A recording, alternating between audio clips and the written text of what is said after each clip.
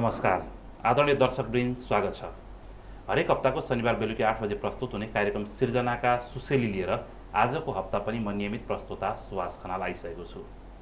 सिर्जनाका सुसेलीमा सिर्जना सम्बद्ध क्षेत्रका विभिन्न व्यक्तित्वहरूसँग साहित्य, सङ्गीत, कला लगायत सृजनात्मक क्षेत्रका व्यक्तित्वहरूसँग मैले कुराकानी भलाकुसारी गर्ने गरेको छु र उहाँहरूको अन्तरङ्गलाई बाहिर ल्याउने प्रयत्न गर्ने गरेको छु। सदा झैँ आज पनि मसँग एकजना व्यक्तित्व हुनुहुन्छ, मीनप्रसाद लामिछाने, जसको पछिल्लो समय एउटा कविता सङ्ग्रह बजारमा आएको छ, मैले जिउन जानिन नामको कविता सङ्ग्रह। व्यङ्ग्य, विशेष गरी हास्य व्यङ्ग्यमा कलम चलाउनुहुन्छ। हास्य व्यङ्ग्यात्मक कविताहरू उहाँले सिर्जना गर्नुहुन्छ। 2023 साल चैत 6 गते जन्मिनु भएको उहाँ सिन्धुपाल्चोक उहाँको जन्मस्थान रहेको छ र स्थायी ठेगानाको रूपमा मकवानपुर गढी गाउँपालिका वार्ड नम्बर 4 कालीखोला हो उहाँको, र हाल चाहिँ हेटौँडा 4 हुप्राचौरमा बसोबास गर्नुहुन्छ। सिस्नुपानी नेपाल मकवानपुरसँग सम्बद्ध हुनुहुन्छ। साहित्यिक हिसाबले त्यसरी क्रियाशील हुनुहुन्छ। सिस्नुपानी नेपाल मकवानपुरसँग सम्बद्ध भएर क्रियाशील हुनुहुन्छ। साथै मकवानपुरका विभिन्न साहित्यिक गतिविधिहरूमा सधैँ देखिरहने, सधैँ भेटिरहने एउटा नाम हो मीनप्रसाद लामिछाने। उहाँसँग म कुराकानी गर्नेछु। तपाईँलाई स्वागत छ कार्यक्रममा। धन्यवाद सर। नमस्कार। यहाँको लेखनको कुरा गर्दाखेरि अलिकति हास्य व्यङ्ग्य कविताहरू नै सिर्जना गर्नुहुन्छ र अलि पछि आएर भनौँ न यो साहित्यिक गतिविधिहरूमा देखा पर्न थाल्नुभएको हो। यो साहित्यिक गतिविधिमा तानिनुको पछाडि अथवा आइपुग्नुको पछाडि केले यहाँलाई, यो हास्य व्यङ्ग्य लेख्नुको पछाडि केले यहाँलाई आकर्षित गर्यो? सर, म 2040 सालमा भुटनदेवीबाट एसएलसी उत्तीर्ण गरेको व्यक्ति। भुटनदेवीमा पढ्ने बेलामा पनि म त्यतिखेर हाम्रो नेपाली पढाउने गुरु हुनुहुन्थ्यो धर्मरत्न नेपाली सर।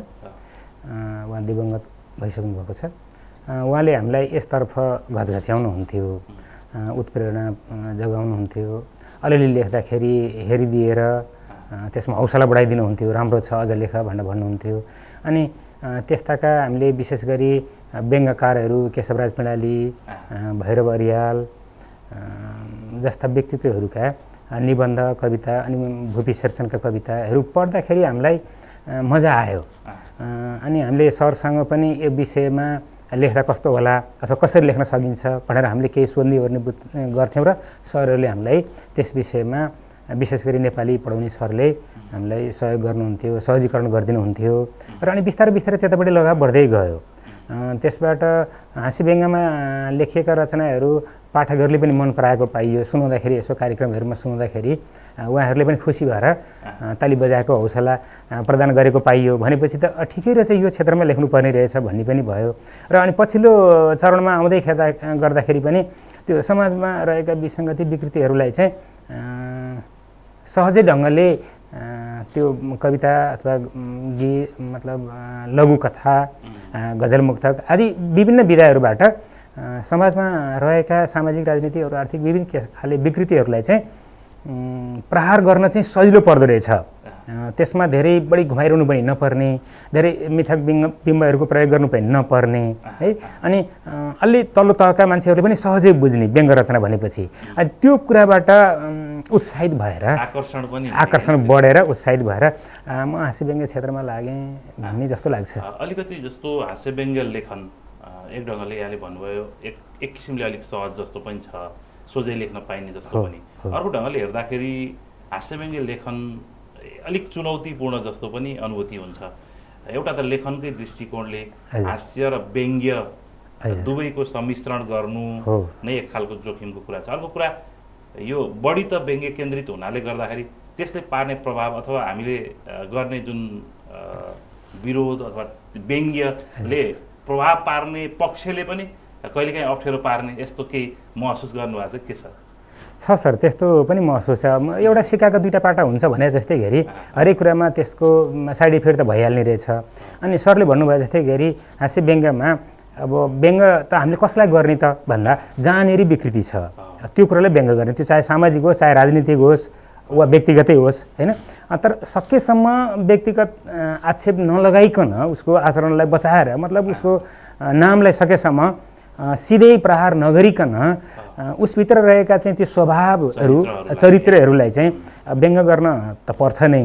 त्यसो गर्दा कहीँ न कहीँ त्यो सम्बन्धित व्यक्तिले पनि बुझ्ने त हुन्छ नै है, जति घुमाउन खोजे पनि कहीँ न कहीँ त बुझ्छ। अनि बुझेपछि उसले नमिठो मान्ने, कहिलेकाहीँ शब्दले प्रतिक्रिया हो, प्रतिक्रिया जनाइदिने, ननिको मान्ने, त्यस्तो गरेको अनुभव छ। अब सिधै त्यस्तो किसिमको ठुलो तहको रचनाहरू पनि हामीसँग बनिसकेका छैन होला पनि भएर हो कि किन हो पनि, त्यस्तो ठुलो खतरनाक धम्की त हामीले अनुभव गर्नु परेको छैन है, सामना गर्नु परेको छैन।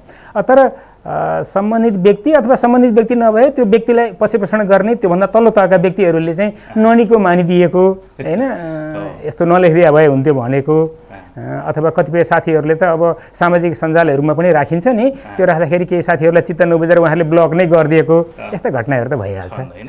फेरि पनि कुराकानी त गर्छौँ नै, एउटा रचना सुनौँ। कविता वाचन गर्नुभन्दा अगाडि म सानो कुरा राखौँ सर।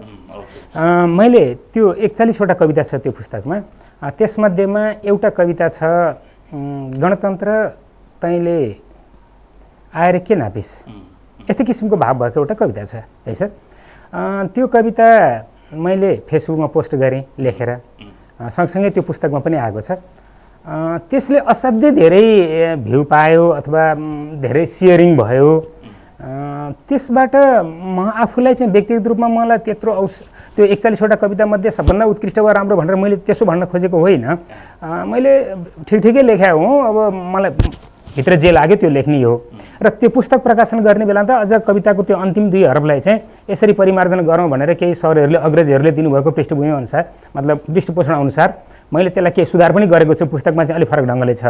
अनि तर यो कविता फेसबुकमा चाहिँ मैले अलि अगाडि पोस्ट गर्दाखेरि चाहिँ गणतन्त्र तैँले आएर के नापिस, यसै किसिमको चाहिँ अलि झर्रो, अलि तिखो, नमिठो किसिमको पनि लाग्ने जस्तो किसिमको शीर्षक राखेर मैले कविता फेसबुकमा पोस्ट गरेपछि त्यो 3000 भन्दा बढीले सेयर गरे सर है। त्यो कविता मेरो सर्वाधिक सेयर चाहिँ त्यो कविता भयो है, एक प्रकारले भाइरलै भयो।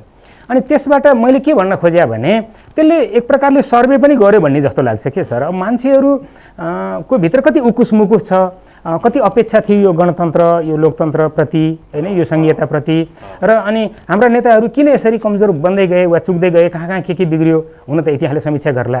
तर यति चाँडै भनौँ न, यो 15-20 वर्ष पनि भएको छैन, यति चाँडै यति धेरै मान्छेहरू किन अपेक्षित व्यवस्था किन यति चाँडै चाहिँ हो, यति लामो समयदेखिबाट हो भन्ने कुरा म आफूलाई पनि अचम्म लाग्छ। यो खोजीको विषय हुनुपर्छ जस्तो लाग्छ। र त्यो कविता जो भाइरल पनि भयो सम्भवतः फेसबुकमा, त्यही कविता म यहाँ वाचन गरौँ कि। कविताको शीर्षक गणतन्त्र तैँले आएर के नापिस।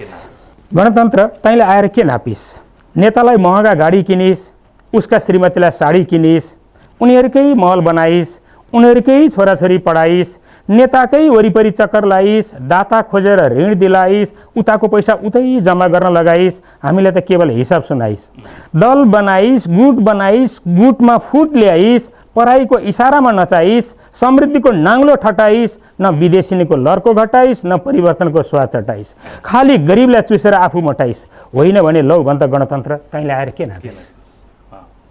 सक्यो। हस्, उहाँ किताबबारे, उहाँका लेखनहरूबारे लक्ष्मण गामनागे लेख्नुहुन्छ, व्यङ्ग्य नगरी हेटौँडामा बसेर मूलतः व्यङ्ग्य साहित्यमा लामो समयदेखि शिरनारत कवि मिनप्रसाद लामिछाने युवा जोस जाँगर भएका प्रौढ र परिपक्व लेखक हुनुहुन्छ। विकृति, विसङ्गति, व्यथिति, भ्रष्टाचार र अन्यायको सशक्त विरोध, वर्गीय प्रेम, कतै सोझै र कतै तिखो व्यङ्ग्यात्मक शैली यस कृतिमा संलग्न कविताहरूका विशेषता रहेका छन्। कवि लामिछानेजीबाट व्यङ्ग्य साहित्यले अझै धेरै र उत्कृष्ट कृतिहरू प्राप्त गरोस् भन्ने आशा एवं शुभकामना व्यक्त गर्दछु। व्यङ्ग्यकार लक्ष्मण गामनाएको उहाँप्रतिको धारणा हो यो। 41वटा कविताहरू यहाँले भन्नुभयो, मूलतः यी कविताहरू प्रकाशन पश्चात उत्साहजनक प्रतिक्रिया पाइराख्नु भएको छ। हजुर, म खुसी नै छु, साथीहरूले मन पराउनु भएको छ। त्यसभित्रका धेरै कविताहरू फेसबुकहरूमा पनि साथीहरूले पोस्ट गर्नुभएको छ। अनि कतिपय कार्यक्रमहरूमा पनि त्यो कविता चाहिँ भन्नुहोस् न भनेर पनि उहाँहरूले भन्ने गर्नुभएको छ। मैले दोहोऱ्याएर कार्यक्रमहरूमा वाचन पनि गर्ने गरेको छु। सबै कविता उत्तिकै राम्रा अथवा उत्तिकै मन पराइएका नहुन सक्छन्, तर त्यसमध्ये आधा कविता मात्रै 21वटामा कहीँ मैले भन्ने गर्छु 10-12वटा 12-15वटा कविताहरूले मात्रै पनि सम्झना लायक भइदियो भने, पाठकको मन छोयो भने अथवा पाठकको गला बोल्यो भने त्यो म सफल भएको मान्नेछु। आदरणीय दर्शकवृन्द, आज मसँग हुनुहुन्छ मीन प्रसाद लामिछाने। उहाँ व्यङ्ग्य कविताहरू सिर्जना गर्नुहुन्छ, व्यङ्ग्य लेखन गर्नुहुन्छ। उहाँसँग कुराकानी गरिरहेको छु। पहिलो ब्रेकको क्रममा छौँ।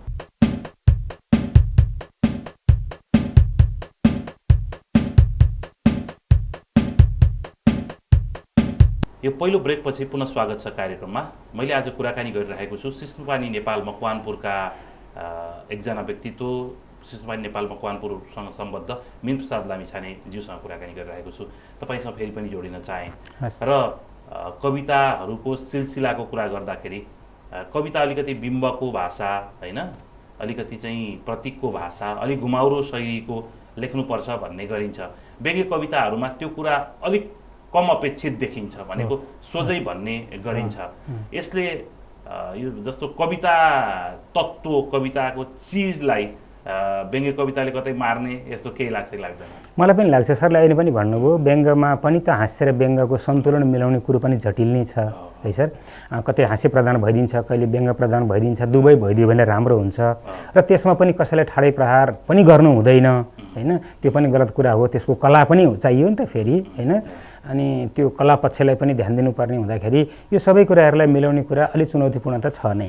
अब हल्का फुल्का व्यङ्ग्य रचनाहरू गर्ने कुरा एउटा कुरा भयो। त्यसलाई खारिएर जाने एउटा उत्कृष्ट किसिमको त्यो पछिसम्म सम्झना लागेको कालजयी रचना गर्ने भन्छौँ नि हामी, त्यसो गर्नको लागि त टाइम त लाग्छ, खारिएर जानुपर्छ। अनि शीर्षक पनि राख्नु भएको छ मैले जिउन जानिनँ। हजुर सर, हजुर। के कुराबाट प्रेरित हुनुभयो अथवा यो शीर्षकीकरणको एउटा सन्दर्भ? हजुर, त्यो चाहिँ विशेष गरी त्यो कविता म अहिले वाचन गर्नेछु। त्यसमा चाहिँ मैले के भन्न खोजेँ भने सर, अहिलेको परिस्थिति, अहिलेको सामाजिक यो परिवेश, यो चाहिँ सबै चाकरी घुमाउरा बाटाहरू छन्। अनि त्यसपछि विशेष गरी चाहिँ आफ्नो कर्तव्य राम्रोसँग निर्वाह गर्ने, आफ्नो जे तोकिएको कर्तव्य हुन्छ, जुन पोस्टमा रहेर जे गर्नुपर्ने हुन्छ त्यसो नगरेर त्यही हाकिमकै वरिपरि चक्कर लगाउने होइन सर, भजन गाउने, चक्कर लगाउने, छोटो बाटो सर्टकट बाटो अप्नाउने होइन, त्यस्तो किसिमको गर्ने मान्छेहरूको चाहिँ प्रगति भइरहेको, उन्नति भइरहेको होइन। जो आफ्नो ढङ्गले एउटा काम गर्छ, गर्नुपर्छ, एउटा आदर्शमा बाँच्छ नि, बाँच्न चाहने मान्छेहरूको चाहिँ अवस्था दिन प्रतिदिन खसिँदै गइरहेको, यो कुराले कहीँ न कहीँ ऊ भयो, टिठ लाग्यो। त्यसै कुरालाई व्यङ्ग्य गर्नको लागि मैले जिउन जानिनँ भनेर त्यो शीर्षक राखेको हुँ सर। तर अब शीर्षकीकरणलाई जोड्दै त्यो कविता सुनौँ। त्यही चाहिँ कविता सुनौँ सर। हवस्। अनि अब त्यो मैले जिउन नजानेकोमा गुनासो पनि होइन फेरि, हुन त त्यस्तो दुखेसो पनि होइन होइन, र पनि अब त्यो खालको चरित्रप्रतिको एउटा तपाईँको हो त्यो व्यङ्ग्य नै हो, त्यो चाहिँ त्यही हो सर है। र मैले जिउन जानिनँ यो कविता, जो शीर्षक कविता छ पुस्तकको, म त्यही वाचन गर्छु है सर। कविताको शीर्षक मैले जिउन जानिनँ। भिडमा लुक, भोजमा नचुक, टोपी खसे खसोस् तर झुक, हेर कालोलाई कालो र सेतोलाई सेतो नबन, हावालाई पिठ्याउँदै बलियो नबन, तैँलाई हिँड्न सजिलो हुन्छ भनेर सम्झनु भएकै हो हजुरले, मैले मानिनँ हो बा, मैले जिउन जानिनँ। छोराछोरी भोकै राख बरु आफू नखा, छोराछोरी भोकै राख बरु आफू नखा, तर हाकिम भेट्न जाँदा उसको कुकुरलाई पाउरोटी लिएर जा, यसबाट तेरो पदोन्नति हुन्छ, तैँले सुख पाउँछस्, एउटै शङ्करको परिक्रमा नगरेर किन सुमेर धाउँछस्, कुमारका कुरा छोड गणेशलाई गुरुमान भनेर सम्झनु भएकै हो हजुरले, मैले मानिनँ हो बा, मैले जिउन जानिनँ। आइटेकको जमाना हो अलिकति आफूलाई स्मार्ट देखा, आइटेकको जमाना हो अलिकति आफूलाई स्मार्ट देखा, शुद्ध नेपाली नबोल, बिचबिचमा अङ्ग्रेजी मिसा, मिल्नु पर्दैन, आकाश पताल जोडेर गफ गर, आफै गर आफ्नो प्रशंसा, अरूको भर नपर, यसो गर्दा तँ पनि ठुलो मान्छे बन्छस् भनेर सम्झनु भएकै हो हजुरले, मैले मानिनँ हो बा, मैले जिउन जानिनँ। आफूले के गरेँ भन्नु पर्दैन, आफूले के गरेँ भन्नु पर्दैन, अर्काले के गरेनन् भने पुग्छ, त्यसैले सञ्चार माध्यमहरूलाई डाक, तथा कथित बुद्धिजीवीहरूलाई नजिक राख र लेख्न लगा आफ्नो स्तुति गान, तँ पनि ठुलो नेता बन्छस् भनेर सम्झनु भएकै हो हजुरले, मैले मानिनँ हो बा, मैले जिउन जानिनँ।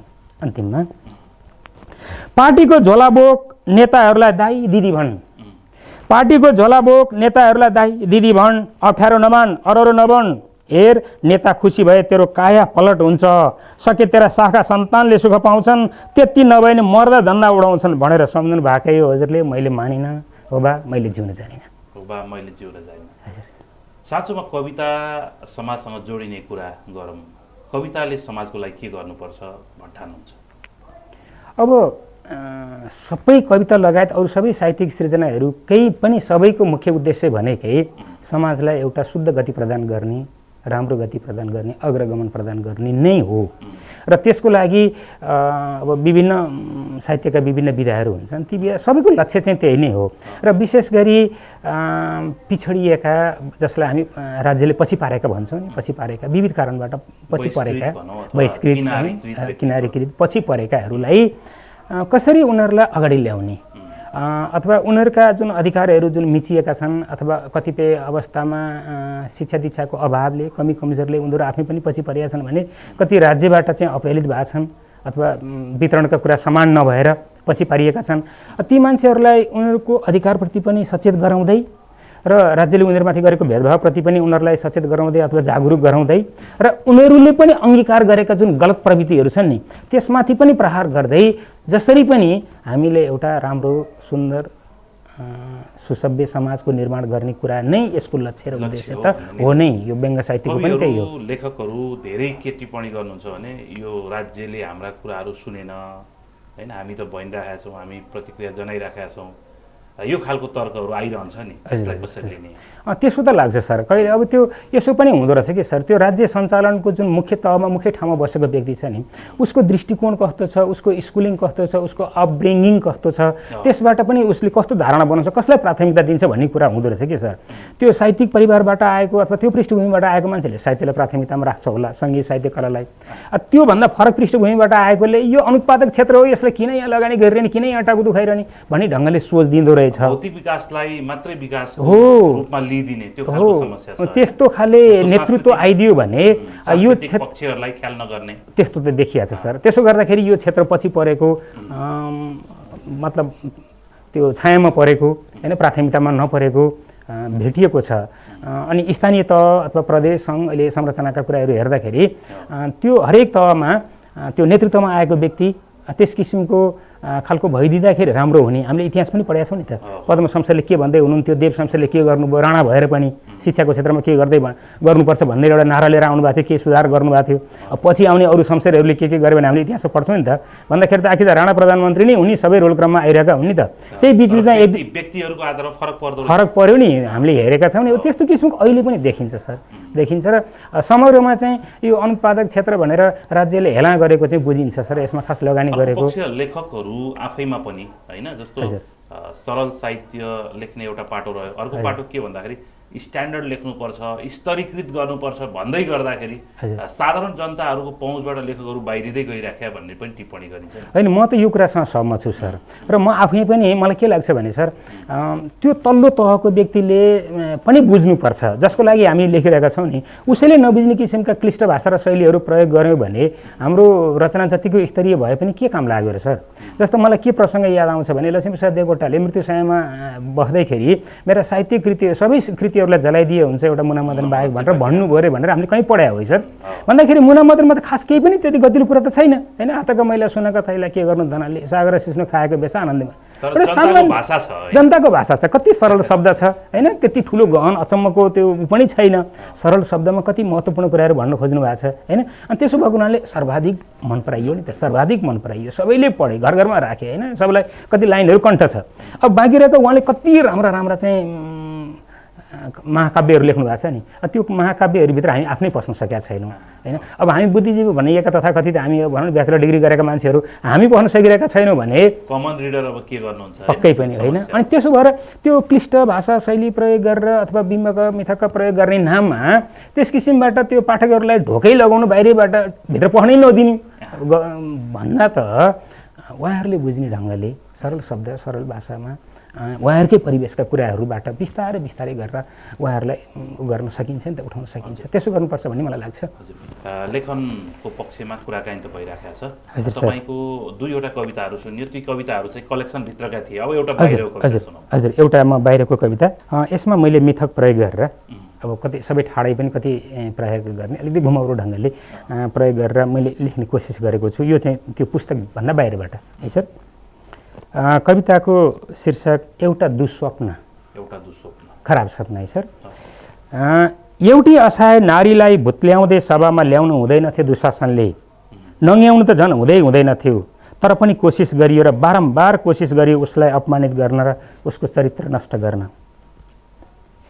पाहुना लाग्न बोलाएर बनाएर लाहाको घर अनि थुनेर घरभित्र जिउँदै आगो लगाएर मार्ने कोसिस गर्नु हुँदैन थियो दुर्योधनले पनि आफ्नै बन्धुहरूलाई, र पनि गरियो। कौरवसँगको असन्तुष्टि पाण्डवमाथि पोख्नु हुँदैन थियो मामा शकुनीले पनि। बल भए घचेट्न मिल्थ्यो, एकछिन लखेट्न मिल्थ्यो, तर छल गरेर बेघर बनाउन हुँदैन थियो र खेद्नु हुँदैन थियो जङ्गल पाण्डवहरूलाई उनीहरूको अधिकार नदिएर पनि खेदियो। आफ्नो शिष्य बनाउन इन्कार गरे र सिकाएनन् धनुर्विद्या एकलव्यलाई आचार्य द्रोणले। आफ्नो शिष्य बनाउन इन्कार गरे र सिकाएनन् धनुर्विद्या एकलव्यलाई आचार्य द्रोणले। जब आफ्नै मेहनतले निपुण बने अनि छल गरेर गुरु दक्षिणा लिए दाहिने हातको बुढी औँला र गरे कौरवको नुनको सोझो। यसरी बेइमानी गर्नु हुँदैन थियो युद्धमा समेत, र पनि त गरियो। कृपाचार्य, द्रोणाचार्य र भीष्म जस्ता तथाकथित महापुरुषहरू पनि साक्षी र हिस्सेदार छन् यी घटनाका। रोकेनन् कसैले कसैलाई र ढल्यो एउटा आस्था र विश्वासको धरोहर र पोतियो कलङ्कको टीका तिनीहरूको निधारमा कहिले कहिले नछुट्ने गरी। अन्तमा हरेक युगमा अवतरित हुन्छन् यहाँ यस्ता द्रोणाचार्य, दुर्योधन, दुशासन र शकुनीहरू। हरेक युगमा अवतरित हुन्छन् यहाँ यस्ता द्रोणाचार्य, दुर्योधन, दुशासन र शकुनीहरू विभिन्न रूप र नामहरूमा, र मञ्चन हुन्छ एउटा नयाँ महाभारत। विडम्बना भनौँ या बाध्यता, म तिनै द्रोणाचार्य, दुर्योधन, दुशासन र शकुनीहरूबाट यो देशको कायाकल्प हुने सपना देखिरहेको छु। सुन्दर कविता। मीन प्रसाद लामिछानेसँग आज कुराकानी गर्दैछु। दोस्रो ब्रेकको क्रममा छौँ, ब्रेकपछि पुनः आउनेछौँ।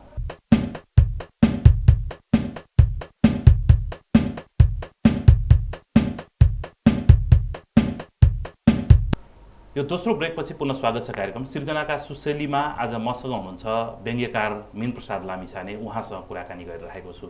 फेरि पनि तपाईँसँग जोडिन चाहे, सिस्नुपानी नेपाल मकवानपुर पछिल्लो समय अलिक बढी जागरुक भएर अगाडि बढिरहेको देखिन्छ। लामो समय सुस्ताए जस्तो थियो, वार्षिक रूपमा 1-2 कार्यक्रमहरू गर्ने, नत्र भने खासै त्यस्तो गतिविधि गर्न सकेको थिएन। पछिल्लो टाइम अलिक बढी एक्टिभ, सक्रिय देखिन्छ। केही अबका योजनाहरू केही छन् अथवा कसरी गइराखेको छ यो संस्था? सिस्नुपानी नेपालमा म 5-7 वर्ष अगाडिदेखिबाट आबद्ध भएर यसमा सक्रिय रहँदै आएको छु। डाक्टर गणेश पौडेल सर हुनुहुन्थ्यो। त्यसपछि गत वर्ष यसको निर्वाचन भएर टोर्याएर राजकुमार लामिछाने सर अहिले अध्यक्ष हुनुहुन्छ सिस्नुपानी नेपालको, म उपाध्यक्ष छु त्यसको। हजुर, म उपाध्यक्ष छु। अनि केही साथीहरू अरू हुनुहुन्छ। र अनि हामीले गत वर्ष देउसी भैलो कार्यक्रम पनि गऱ्यौँ। सिस्नुपानीले केन्द्रले गर्न सकेन, लकडाउन र कोरोनाको महामारीको बेला थियो, हामीले त्यसो चाहिँ गऱ्यौँ। र अहिले अब पर्सि 19 गते हाम्रो सिस्नुपानी दिवस मनाउने कार्यक्रम छ हैन। यो कार्यक्रम मार्फत म साथीहरूलाई पनि त्यसमा जोडिनको लागि अनुरोध गर्छु। हाम्रो कार्यक्रम हुनेछ त्यही सिस्नुपानी र साहित्य सङ्गमको भवनमा, र यसरी हामी सिस्नुपानी दिवस मनाउँछौँ। अनि देउसी भैलो पनि सकेसम्म यसलाई हामीले निरन्तरता दिने, अझ त्यसलाई परिष्कृत गरेर यस वर्ष पनि गर्नुपर्छ भन्ने हामीलाई लागिरहेको छ। हामी त्यसको तयारीमा पनि छौँ। र सँगसँगै गाई जात्रा पर्व छ, त्यसमा पनि हामीले केही एकीकृत गर्नुपर्छ भनेर केही वर्षमा 2-4 कार्यक्रम चाहिँ गर्नुपर्छ कि भन्ने लागिरहेको छ। लामो समय हामीले कार्यक्रम गर्न सकेका थिएनौँ, अब चाहिँ यसलाई हामीले निरन्तरता दिनुपर्छ भन्ने लागेको छ। र यसमा क्रमशः यो अर्को पुस्तालाई पनि, नयाँ पुस्तालाई पनि जोड्नुपर्छ भनेर लागिरहेको छ हामीलाई। अब अहिले त्यति आउनु सक्नु भएको छैन, उहाँहरूलाई सिकाउनै बाँकी पनि छ। र अहिले हामी 10-12 जना सक्रिय रूपमा यसमा लेखनीमा छौँ र क्रमशः साथीहरूको सर्कल बढाउने पक्षमा छौँ। हेर्दै गर्दाखेरि पनि अब रामचन्द्र आचार्य फुर्सतीबाट सुरु भएको व्यङ्ग्य लेखन मकवानपुरको हैन, आरसी सर, आरसी रिजालले राख्नु भएको जस्तो एकदमै पछिल्लो समय चाहिँ अलिक धेरै सङ्ख्यामा उत्कृष्ट व्यङ्ग्य लेख्नेहरूको सङ्ख्या पनि बढ्दै गएको देखिन्छ। सरहरूले मूल्याङ्कन गर्ने कुरा भयो। यो चाहिँ बाँकी आरसी सरले लामो समयसम्म एक्लै धानिरहनु भएको थियो भन्दा पनि हुन्छ मकवानपुरको व्यङ्ग्य क्षेत्रलाई, र पछि उहाँले नै घचघच्याउनु भयो सबै हामीहरूलाई। त्यसपछि हामी यो क्षेत्रमा अहिले लागेका छौँ र अनि सबै साथीहरूको हौसला प्रेरणाबाट हामी यसमा लेख्ने क्रममा निरन्तरता छौँ। र सँगसँगै अब हामीभन्दा पछिल्लो पुस्ता पनि यसबाट पैदा गर्नुपर्छ है, नत्र व्यङ्ग्य लेख्ने पुस्ताहरू चाहिँ कम छन् अथवा कलमहरू कम छन्। गजल लेख्ने, मुक्तक लेख्ने अरू भन्दा यसमा कम छ अहिले पनि। यो मकवानपुरको मात्रै सन्दर्भ होइन, समग्र नेपालमै पनि जस्तो व्यङ्ग्य लेख्ने, हास्य व्यङ्ग्य लेख्नेहरूको सङ्ख्या अथवा त्यो एउटा ट्रेन्ड चाहिँ अलिक कमजोर जस्तो होइन। भैरव अर्याल सम्झेपछि त्यत्तिकै हाइटको मान्छे पछि क्रममा को छ त भनेर खोज्नुपर्ने जस्तो देखिन्छ त्यो नि त। पक्कै पनि उहाँको हाइटमा पुग्ने मान्छे त साँच्चै अहिले भेट्न त गाह्रै छ। अब पछि पैदा हुनु होला। लेख्नेलाई धेरै लेख्नु भएको छ, केन्द्रीय स्तरमा धेरै राम्रा चाहिँ व्यङ्ग्यकारहरू हुनुहुन्छ, उहाँहरूबाट हामीले सिकिरहेका छौँ। र पनि क्षेत्रहरूमा अलि बढी चर्चित हुन्छ, लेखनमा अझै जति हुनुपर्ने त्यति नभए जस्तो त्यो छैन। त्यो लेभलको त्यो तहको हामी भन्छ नि कवितामा भूपी शेरचनको जस्तो अनि आख्यानमा भैरव बरियालको जस्तो त्यो लेभलको व्यक्ति त लाग्छ सर, समय लाग्छ त्यो जन्मनको लागि, त्यति सहज छैन भन्ने लाग्छ मलाई। उहाँहरू त धरोहर नै भइहाल्नु भयो हाँस्य व्यङ्ग्य क्षेत्रको होइन। हस् सर, यहाँको एउटा अर्को कविता सुनाउँ। यो पुस्तकभन्दा बाहिरबाट है सर, त्यो पुस्तकभन्दा बाहिरबाट निर्वाचनको सन्दर्भ छ, चुनाव भइराखेको छ, भोट कसलाई हाल्ने भनेर पनि समस्या भइराखेको छ। त्यस्तै बेलामा आफ्नै समस्या लेख्ने त हो नि है, अनेक खालका गठबन्धनका नामहरू पनि आइराखेको छ है सर। अनि त्यसो भएको हुनाले अब मलाई त्यहाँ गाह्रो भइरहेको छ कि कसलाई भोट हाल्नु भन्ने समस्या भइरहेको छ। त्यही बिचमा एउटा कविता लेखेँ, कविताको शीर्षक म कसलाई भोट दिउँ है सर। देशमा चुनाव आउन थाले, सायद नेताहरूले फेरि सुशासन र समृद्धिका नारा लाउन थाले, मान्छे खोजी खोजी ठेगाना सोधी सोधी घर घरमै आउन थाले। एक दिन एउटा नेता आउँछ, आफ्नै सुरमा बाँसुरी बजाउँछ र आफू सरकारमा गए देशले कोल्टे फेर्ने बाचा गर्छ। नेताको बाचामा हो के भर छ, कोल्टे मात्रै फेर्छ कि उत्तानु पर्छ। अर्को दिन अर्को नेता आउँछ, आफ्नै धरातल बिर्सेर धाक लाउँछ र आफू सरकारमा गए बेरोजगारी हटाउँथे भन्छ। मन पत्याउन तयार छैन र पनि सोध्न मन छ, बेरोजगारी कि बेरोजगार के हटाउने? देशको कारखाना त बेचेर सक्यौ अनि रोजगारीका लागि कुन देशमा पठाउने? अस्ति पनि शान्तसँग बस्न पाइएन, नेताहरूको अभिवादन फर्काएर भ्याइएन। भन्दै थिए सत्ता साझेदारीमा मजा आएन, पुरै शासन सत्ता खुसेर लिनु पर्यो रे। त्यसका लागि जनताले फेरि बलिदान दिनु पर्यो रे। अचम्म छ बा, किन बारम्बार रगत बगाउने मात्र कुरा गर्छन्? यिनीहरूका आफ्ना छोराछोरी नभएर हो कि पढ्न युरोप अमेरिकातिर गएर हो? हिजो पनि उही पुराना एक हुल अनुहार आए, एक अर्काको पिठ्यौँ माडेर सक्दो छारो उडाए र आफू सरकारमा गएर देशलाई सिङ्गापुर बनाउने कुरा गरे। तर महाकालीमा झोलुङ्गे पुल बनाउने र सत्तामा रहेर सिनो झैँ नगनाउने कुरा कसैले गरेनन्। यस्तै अरू अधिकांश नेताहरू जसले विगतमा सत्तामा रहेर हाम्रा रगत र पसिनामा तर मारे तर देश र जनताका निमित्त माखो मारेनन्, तिनै नेताहरू आज फेरि भोट माग्न हाम्रो घर घरमा आउँदैछन्। भन्नुहोस् न मित्र, म कसलाई भोट दिउँ? भन्नुहोस् न मित्र, म कसलाई भोट दिउँ? हजुर, सुन्दर कविता र यो समय सापेक्ष कविता पनि। अलिकति कुरा गरौँ, जस्तो कविहरूलाई एक खालको आरोप के लाग्ने गर्छ भने विशेष गरी राजनीतिक व्यक्तित्वहरूसँगको संवादमा यो खालको तर्कहरू आउँछ। हजुर, जस्तो कविहरू चाहिँ प्रतिक्रियात्मक भए होइन, कुनै घटना घट्छ त्यसको प्रतिक्रियामा लेख्ने भए, कविहरू चाहिँ भनौँ न एक खालको मार्गनिर्देशक भएनन्, हामीलाई बाटो देखाउने भएनन् भन्ने उहाँहरूको पनि आरोप रहने गर्छ। कतिपय प्रोग्रामहरूमा यसरी सुन्दै गर्दाखेरि त्यो खालको कुरा रहन्छ। यसलाई कविहरूकै दृष्टिकोणबाट चाहिँ कसरी हेर्ने? होइन, प्रतिक्रियात्मक चाहिँ अलि बढी चाहिँ होला, त्यो चाहिँ म मान्छु। तर पनि अब सत्तामा रहेर राम्रोसँग काम गर्नु भएन, उहाँले जसरी गर्नुपर्ने थियो त्यसरी गर्न सक्नु भएन भनेर जुन व्यङ्ग्य गरिएको छ नि, त्यसको अर्थ त उहाँहरूले फेरि पनि उहाँहरू दोहोरिएर आइरहनु भएको हुन्छ नि त होइन। हामीले के देखिरहेका छौँ भने शीर्षस्थ केही नेताहरूले लामो समय 30-40 वर्षदेखिबाट अनवरत रूपमा कहिले पक्षमा बसेर कहिले प्रतिपक्षमा बसेर उहाँहरू चाहिँ शासनमा उहाँहरू गरिराख्नु भएको छ। सीमित व्यक्तिहरूको घेरामा न छ, सीमित व्यक्तिहरूको घेरामा नै छ सर। हिजो पञ्चायत पनि हामीले त्यस्तै देखे हो, पछि बहुदलमा आउँदाखेरि पनि त्यही देख्यो र भने अहिले गणतन्त्रमा पनि खास केही नेताहरू विभिन्न दलका गरेर दर्जन 2 दर्जन नेताहरूकै बिचमा सिङ्गो राज्य सत्ता त त्यसैमा घुमिरहेको छ, उहाँहरूकै विचारबाट चलिरहेको छ। भनेपछि उहाँहरू कहिले पक्षमा हुनुहुन्छ कहिले प्रतिपक्षमा हुनुहुन्छ। त्यसो भएको हुनाले हामीले अहिले जुन उहाँहरूले यसो गर्नुपर्ने थियो गर्नु भएन, वा बाचा गर्नुभयो बाचा पुरा गर्नु भएन जो भनिरहेका छौँ नि, त्यो एक हिसाबले गएको 5 वर्षमा उहाँहरूले गर्न सक्नु भएन भन्ने कुराको प्रतिक्रिया पनि होला र सँगसँगै आगामी 5 वर्षमा गर्दै हुन्थ्यो भन्ने कुराको अपेक्षा पनि त त्यही सँगै छ नि त सर। त्यो ढङ्गले बुझेर त जान सकिने भयो नि त, जाने हो भनेदेखि त। यदि उहाँलाई चाहिँ चाहना हुने हो भने चाहना कमजोर भएपछि बाहना बलियो हुन्छ सर है। त्यसो भएर त्यो अनि नेताहरू पनि जब प्रतिपक्षमा पुग्छन् कविहरूको नजिक आइपुग्छ हो एकदमै एकदमै सत्ता पक्षमा पुग्छन् कविहरूबाट टाढिँदै जान्छ हो एकदमै परिस्थिति छ एकदमै बिल्कुलै सर त्यो हामीले अनुभव गरेकै हो। बाहिर हुँदाखेरि चाहिँ हामीलाई पनि लौन भन्नुहुन्छ हौसाउनुहुन्छ कतै सहयोग गरेर पनि गर्नुहुन्छ हाम्रो वरिपरि पनि देखिनुहुन्छ। जब उहाँहरू कुर्सीमा पुग्नुहुन्छ उहाँलाई छुनै गाह्रो हुन्छ भेट्नै गाह्रो हुन्छ। यो हामीले भोग्दै आएको र अनुभव गरेकै त्यो यथार्थ त हो नि सर। हामी कार्यक्रमको अन्तिमतिर छौँ। एउटा कविता फेरि राख्नको लागि आग्रह गरेँ। हजुर हस् मैले पुस्तकभन्दा बाहिरबाटै गरौँ त। कविताको शीर्षक चुनावी घोषणापत्र है सर। विदेशको बाटो हेरेर नबस्नुहोस्, आफ्नो खेतबारीमा पस्नुहोस्। हामी बिउ दिन्छौँ, मल दिन्छौँ, सिँचाइका लागि जल दिन्छौँ। सक्दो गर्नुहोस् उत्पादन, बढी भए हामी किनिदिन्छौँ, नत्र छिमेकीलाई किन भनिदिन्छौँ। बिचौलियालाई पस्न दिँदैनौँ, सर्प बनेर डस्न दिँदैनौँ, हामी गर्छौँ तपाईँको सुरक्षा। खेती गर्नुहोस् वा उद्योग धन्दा खोल्नुहोस्, खेती गर्नुहोस् वा उद्योग धन्दा खोल्नुहोस्, साइत हेर्नै पर्दैन, आजैबाट थाल्नुहोस्। कति चाहिन्छ ऋण भन्नुहोस्, कसैको बाधा नबन्नुहोस्। शिक्षा स्वास्थ्य हाम्रो जिम्मेवारी भयो, कलेजसम्मको पढाइ निशुल्क गर्छौँ, कुनै पनि नाममा पैसा तिर्नुपर्ने छैन। स्वास्थ्य सेवा पनि निशुल्क गर्छौँ, कोही उपचार नपाएर मर्ने छैन। छोराछोरी भेटेर सम्झाउँछौँ, मनाउँछौँ, जिम्मा लाउँछौँ तिनका बाबुआमा तिनैलाई र वृद्धाश्रम भत्काएर अस्पताल बनाउँछौँ। केटाकेटी वृद्ध वृद्ध र अपाङ्गलाई हरेक कुरामा छुट दिन्छौँ, उनीहरूको जिम्मेवारी लिन्छौँ। आधा आकाश ढाक्ने महिलाहरूसँग हात्तेमालो गरेर हिँड्छौँ। बलात्कारीलाई मृत्युदण्डको कानुन ल्याउँछौँ, भ्रष्टाचारीको सम्पत्ति राज्यको बनाउँछौँ। यातायात र भन्सारमा कर घटाउँछौँ, सामाजिक सुरक्षा भत्ता बढाउँछौँ। वाइफाई फ्री गरिदिन्छौँ, बिजुलीको बिलमा आधा छुट दिन्छौँ। पानी त निशुल्कै भयो, हरेकलाई रोजगारी दिन्छौँ, यो हाम्रो बाचा भयो। रेल जहाज र मेट्रो सिटीका कुरा पुराना भए अब गाउँका हरेक डाँडालाई केबल कारले जोड्ने र स्वदेशमै एउटा अन्तरिक्ष केन्द्र बनाएरै छोड्ने हो। स्थानीय निर्वाचनको मुखैमा छौँ हामी, छिट्टै सङ्घ र प्रदेशको चुनाव पनि आउँदैछ। कस्तो लाग्यो त हाम्रो चुनावी घोषणापत्र? के भन्नुभयो? यति धेरै गर्न सम्भव छ र?